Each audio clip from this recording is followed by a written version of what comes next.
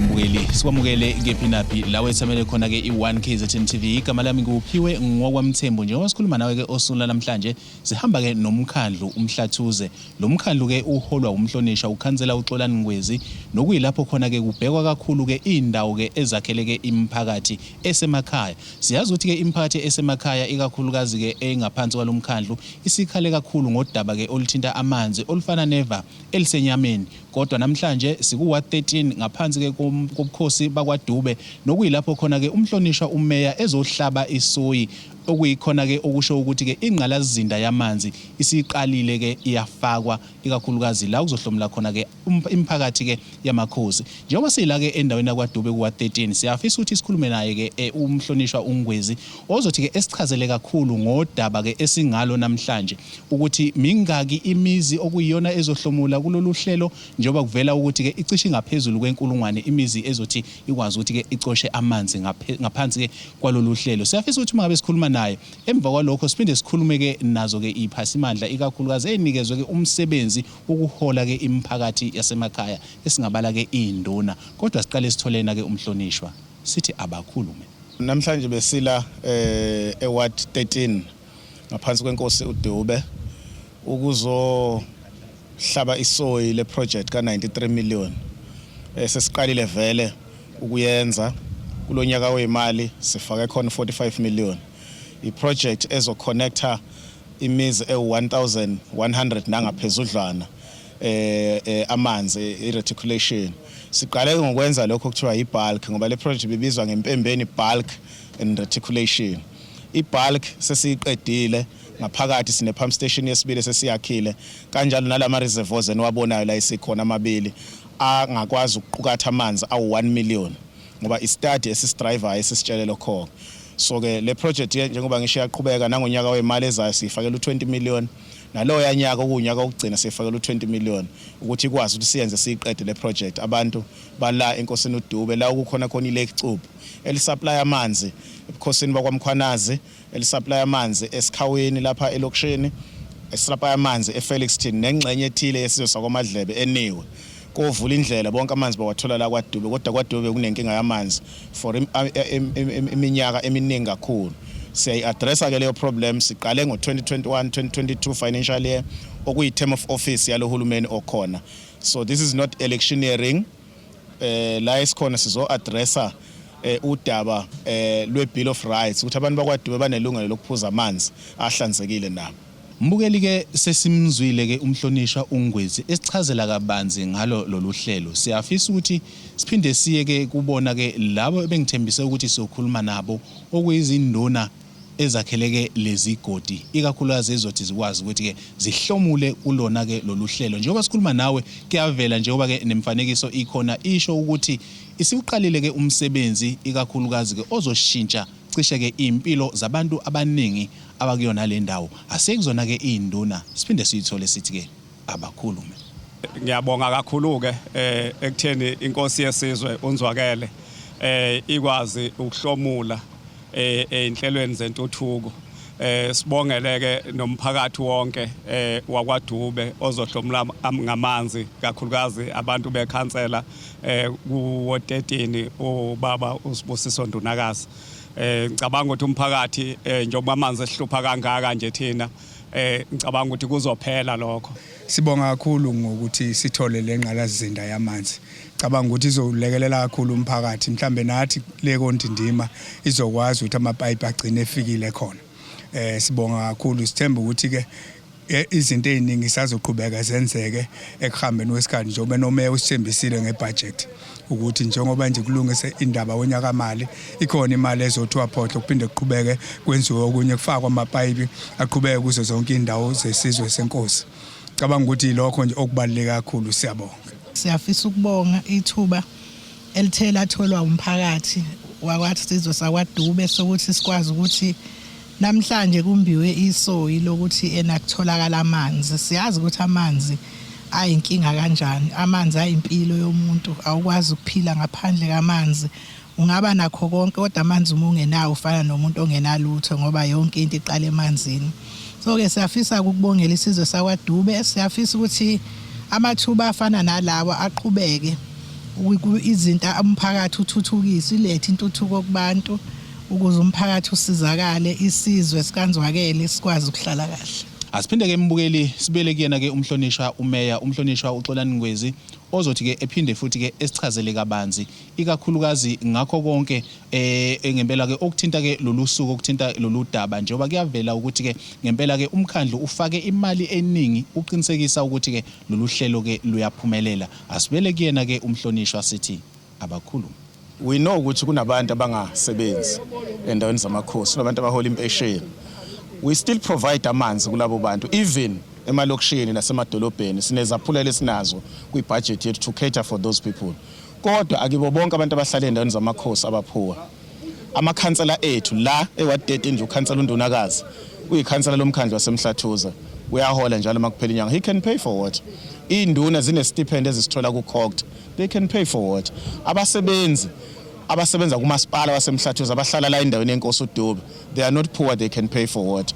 Abantu abanamabhizinisi i-majority yabo ibona abasebenzisa amanzi amaningi abarana imqasho labo bantu labo they use a lot of water abarana ama-taverns they use a lot of water, they must pay for water. So uhlelo lolo esiza nalo la olokuthi one, as we connect abantu siba connected nama-water meters ukuze si-address two things.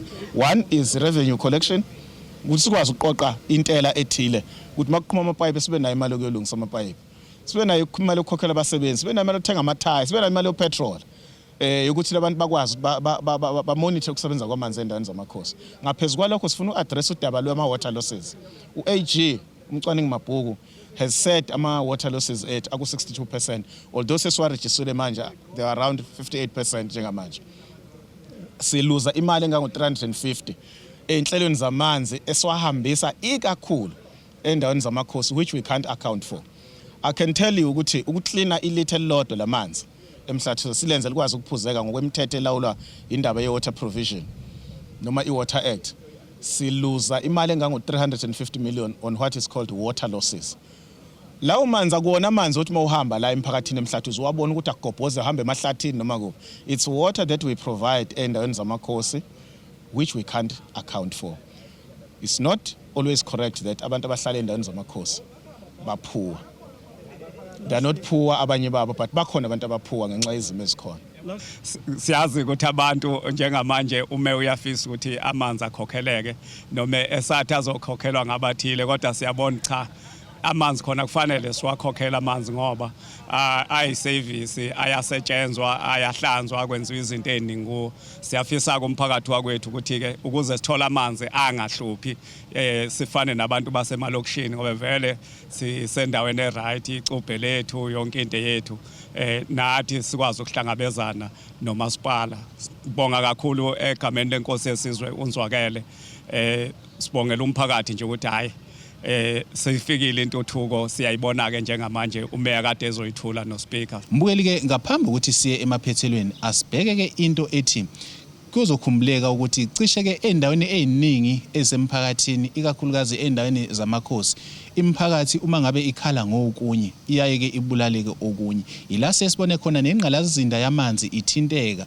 uma ngabe ke umphakathi mhlawumbe unezikhalo sibone ke ezinye ke izakhiwo sezibulawa kumbe ke sezicekelwa phansi. Siyafisa ke ukuthi isizwe ke umyalezo ophuma kuyena ke ngempela ke ucouncilor ke uNgwezi owumholi noma ke owumeya womkhandlu ke uMhlathuze ngaphambi ukuthi futhi ke sibuyele kubona ke abaholi bomphakathi sizwe ukuthi lingathini ke elabo ilaka ukhuza lesihlava sithi ke abakhulumi. Ikhuza kakhulu lento yokuthi abantu mawuhulumeni efaka ingqalazizinda bese bephinde beyibulale bona.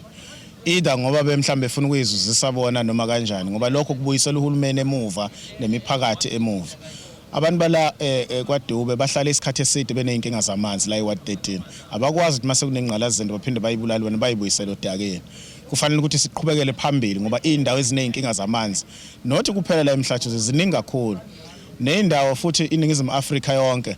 Nizwile ukuthi uhulumeni kazolonke umengameli esikhathi ekuthula inkulumo yakhe yesimo sezwe uthule 156 billion rand ozoya enhlelweni zamanzi. Kodwa wayesethi 154 billion uzoya kuma metros. Thina kasiyona imetro siyi secondary city. usho ukuthi thina nabo bonke abanye omasipala nama-district sizoshare malini sizoshare u2 billion rand. 2 billion rand is a drop in the ocean. Sizokwazi ukuhamba ibangana elithile, so abantu funa bayihloniphe ingqalasizinda kamasipala. Singathi sibuyela ngolunye usuku abantu sebakhe phezulu kwamapayipi, sithi sibuyela abantu bayixhumela amanzi ngokungaxhumani nathi. So akube khona idiscipline ngoba sogcina sishawa izimo lezi siphinde sithi siyazi-addressa futhi.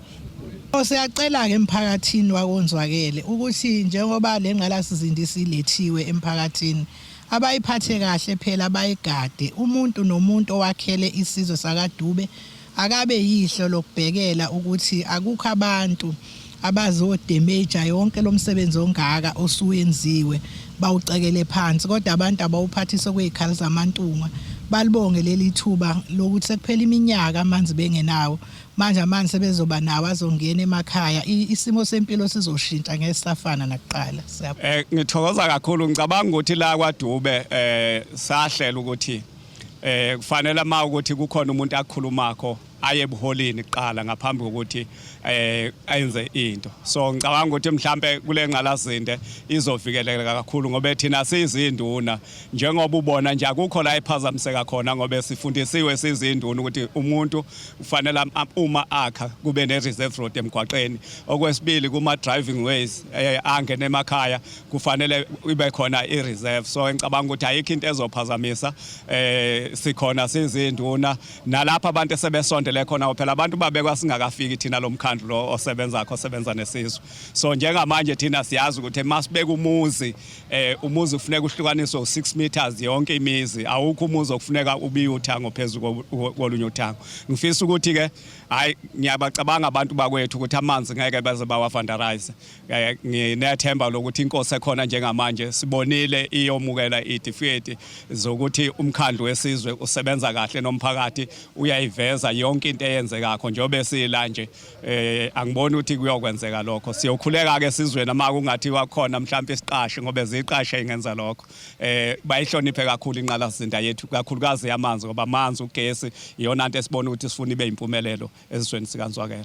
Mbukeli ke uma ngabe sekuyilesi sikhathi suke sinethemba lokuthi ke sesikunikeze konke okuyikhona ebekade sinenhloso ukuthi sikunikeze khona emgodleni ke esuke siuphethe. Sibonga kakhulu ke emkhandlwini ke umhlathuze ukuthi ngempela ke ukwazi ukuthi ke usukumele ke udaba la khona ke umphakathi usuke ukhala khona, ikakhulukazi ngalo udaba oluthinta amanzi ngempela ke oselihluphe kumbe oselikhathazeke umphakathi ke isikhathi eside. Igama lami nguphiwe ngokwamthembo besithi ke abakhulume samsana ke nomkhandlu wasemhlathuze. Siyaliguqisa uhlelo ngakho ngivumelene ngiguqe siguqeni sonke sothi sukuma kube kusolizayo. Inkosi inibusise.